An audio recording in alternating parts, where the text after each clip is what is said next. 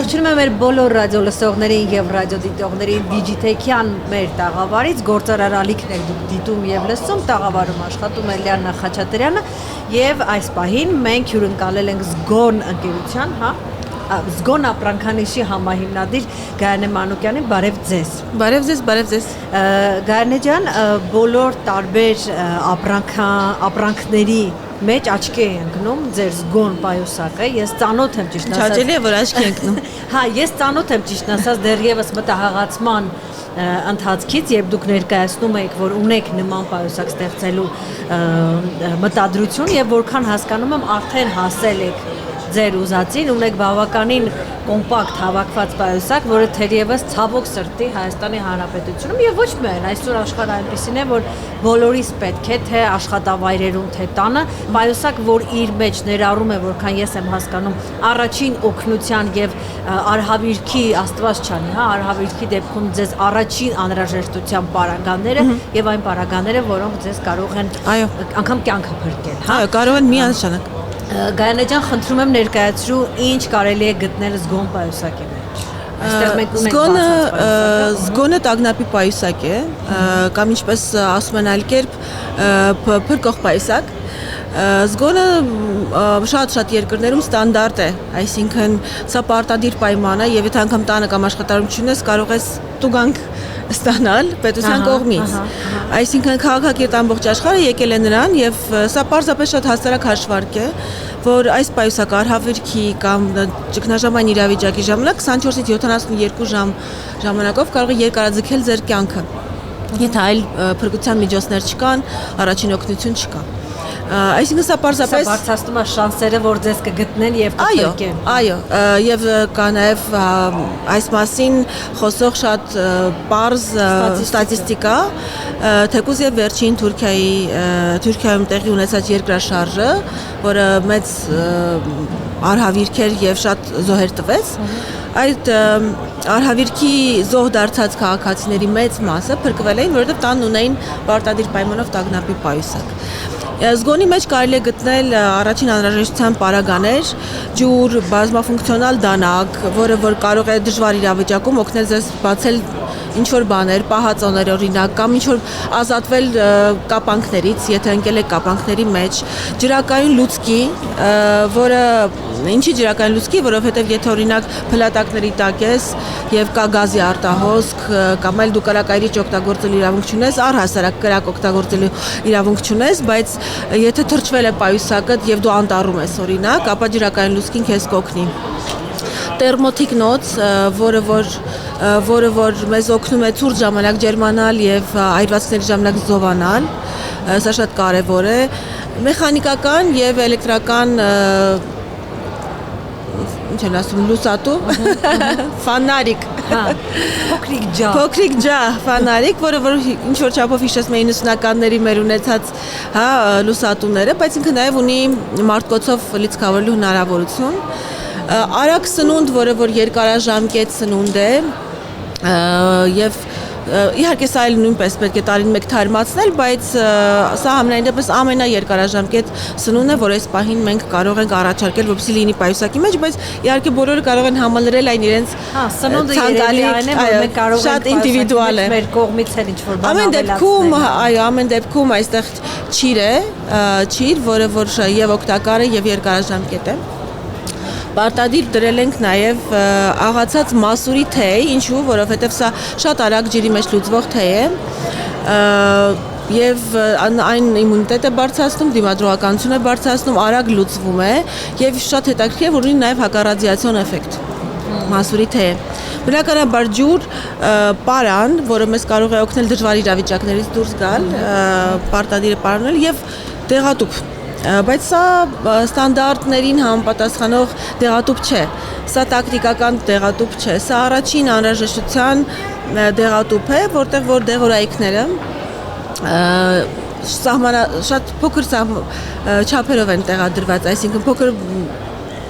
բաժիններով։ Շատ են, բայց Բաժինները փոքր են, ինչու, որովհետև նախ պետք է շատ արագ հաճախ սա թարմացնել, որովհետև մենք ստիպված չլինենք տուփերով թարմացնել դեղորայքները, մենք հաբերով ենք տեղադրել, ինչի, որովհետև դա նախ ավելի կոմպակտ է, պայուսակի մեջ հեշտ է տեղավորվում եւ արագ թարմացնելու պարագայում խնդիր չենք ունենում։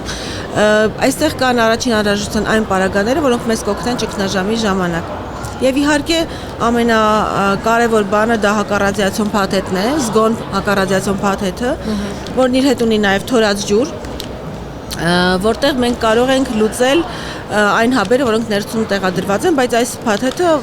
բացում ենք միայն աղետի մասին պաշտոնական տեղեկատվության ժամանակ։ Այսինքն մինչ այդ այն միշտ պետք է աղետ, օրինակ չգիտեմ, վնասվել է ատոմակայան։ Կամ կա արտահոսք, ռադիացիոն արտահոսք եւ մենք պետք է ապահով տեղ գնանք, տեղափոխվենք, բայց ամեն դեպքում ինչ է սա կալիումի յոդիդ է, որը որ ապահովագրում է մեր վահանաձև կեղձը հետագա ախտահարումից։ Այսինքն պարզապես վահանի նման աշխատում է կալիումի յոդիդը եւ պաշտպանում է մեր վահանաձև կեղձը։ Այլ հավասար պայմաններում սա օգտագործել պետք չէ եւ չարժի, օգտագործում ենք միայն պաշտոնական աղետի մասին տեղեկատվություն ստանալուց հետո։ Կալիումի յոդիդը կազմում է պայուսակի մաս եւ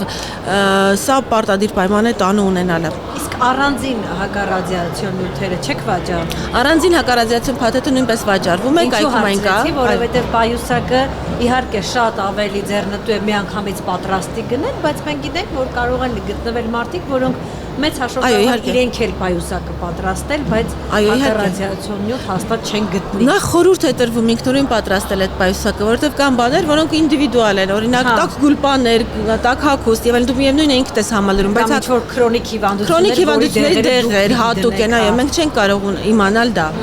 Դրա համար օրինակ հակառադիացիոն փաթեթը վաճառվում է նաև առանձին, կարող ենք պատվիրել նաև զգոնեմ կայքի միջոցով։ Ինչու, որովհետև այստեղ միայն մեկ հասուն մեծ ընտանիքի համար է նախատեսված այս մասնաբաժինը,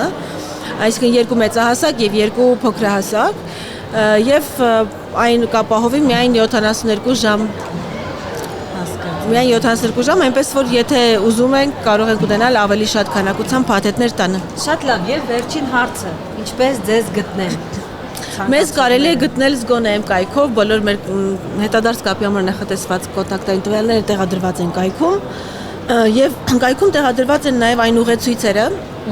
որոնք կան նաեւ պայուսակի մեջ, որոնց հետ կարելի է ծանոթանալ անվճար նաեւ on-line հեռահար ձևով, ինչու որովհետև սրանք այն ուղեցույցերն են, որոնք մեզ օգնելու են կողմնորոշվել այս կամ այն աղետի ժամանակ։ Կլինի դա ճգնաժամ, կլինի դա երկրաշարժ, ռադիացիոն արտահոսք, թե պատերազմ։ Այնպես որ այստեղ այն ուղեցույցերն են, որոնք որ առաջին անհրաժեշտության ուղեցույցերն են մեր վարքագիծը կազմակերպելու համար, հասարակական վարքագիծ։ Հարց էլի վերջնակ, այ ձերից ինչքան խոսում եմ, հասկանում եմ, որ թերևս երևի ժամանակն է հասունացել, մենք էլ ամեն մեկս մեր կողմից, այսպես ասած, լոբինգ անենք, որպեսզի սա դառնա պարտադիր Հայաստանի Հանրապետության բոլոր բնակիչների համար։ Դերևս պետություններ պետք է դա։ Մենք միշտ խոսում ենք մասնավոր պետական համագործակցության մասին եւ դրա կարեւորության մասին, բայց գործնականում դա շատ բարդ է։ Բարդ է ստանդարտ առաջ մղելը, բարդ է մասնավորին պետության հետ երկխոսության մեջ մտնելը, հեշտ չէ։ Ես փորձում եմ, մենք փորձում ենք մեր թիմով, բայց շատ դժվար է այդ երկխոսությունը կայանում։ Ամեն դեպքում մենք գիտենք, որ հիմա ԱԻՆ-ում վերակազմավորումներ են գնում եւ մենք մեր առաջին գործընկերը հենց ԱԻՆ-ը պետք է լինի, արտակարգ իրավիճակների նախարարությունը, որն այլևս նախարարություն չէ եւ դարձել է ներքին գործերի նախարարության մաս։ Եվ կրթահամալիրի հետ համատեղ մենք փորձում ենք նորից ինչ-որ եզրեր գտնել, որպեսզի փորձենք առաջ մղել այս ապրանքանիշը որպես պետական ստանդարտ։ Մենք միայն ուրախ կլինենք, եթե պետությունը որդեգրի այս մշակույթը եւ փորձի տարածել այն մեզ հետ մասնավորից հետ հավասար, թե ուր կհասնի ուր կհասնեն բանակցները ես չգիտեմ, բայց սա մեծ երազանք է, որովհետեւ զգոնը դա մշակույթ է։ Այո։ Զգոն լինելը դա մշակույթ է, դա քաղաքացիների հասարակական վարքագծի կանոններ են, որոնցով որ մենք կարող ենք համարել մեզ քաղաքակիրթ պատրաստ հասարակություն։ Դրա համար պետության մասնակցությունը մասնավորի հետ նման նախաձեռնությունների մեջ շատ կարևոր է եւ մենք շատ հույս ունենք, որ ինչ որ մի պայից սկսած սա այլ մասշտաբների մեջ առաջ կգնա։ Շատ լավ, շատ շնորհակալություն մեր բոլոր ռադիոլսողներին մաղթում եմ, եղեք զգոն, եղեք պատրաստ ամեն տեսակ արհավիրքներին, պատրաստեք ձեր պայուսակը, գնեք պայուսակ եւ միշտ պատրաստ եղեք ամեն ինչի։ Շատ շնորհակալ եմ։ Շնորհակալ եմ ձեզ հյուրընկալելու համար։